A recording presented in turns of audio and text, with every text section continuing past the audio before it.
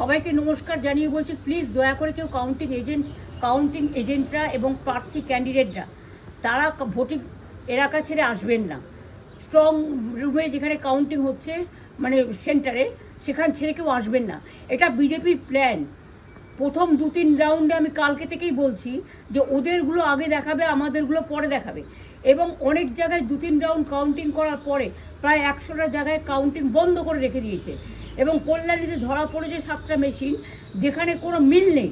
এটা total forcefully central ফোর্সকে দিয়ে চারিদিকে তৃণমূল কংগ্রেসের উপর অত্যাচার করছে, অফিস ভাঙছে, জোর করে দখল করছে।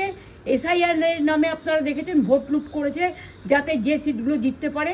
কিন্তু এখনও এমন 70টা সিট আছে, 100টা সিট আছে যেগুলো আমরা এগিয়ে আছি, সেগুলো বলছে না। টোটালটাই মিথ্যে নিউজ খাওয়াচ্ছে। আগে ডিআইসিও এই খবরগুলো দিত, কিন্তু তাকে কালকে চেঞ্জ করে দেওয়া হয়েছে। টোটালটাই ইলেকশন কমিশন নিজের ইচ্ছে মতো খেলছে, এবং সাথে কেন্দ্রীয় বাহিনীকে নিয়ে। এবং আমাদের পুলিশরা টোটাল মাথা নত করে কেন্দ্রীয় বাহিনীর আন্ডারে কাজ করছে। সুতরাং আমি আমাদের কাউন্টিং এজেন্টদের, আমাদের সমস্ত পার্টির কর্মীদের বলবো, অত মন খারাপ করার কারণ নেই। আমি বলেছিলাম সূর্যাস্তের পরে আপনারা জিতবেন। 3 রাউন্ড 4 রাউন্ড কাউন্ট হলেও এটা 14 রাউন্ড থেকে 18 রাউন্ড কাউন্ট হয়, তখন আপনারা জিতবেন। Wait and see, watch. আমরা সবাই আপনাদের সাথে আছি, আপনারা কেউ ভয় পাবেন না, নিশ্চিন্তে থাকুন। আমরা বাঘের বাচ্চার মতো লড়াই করে যাব।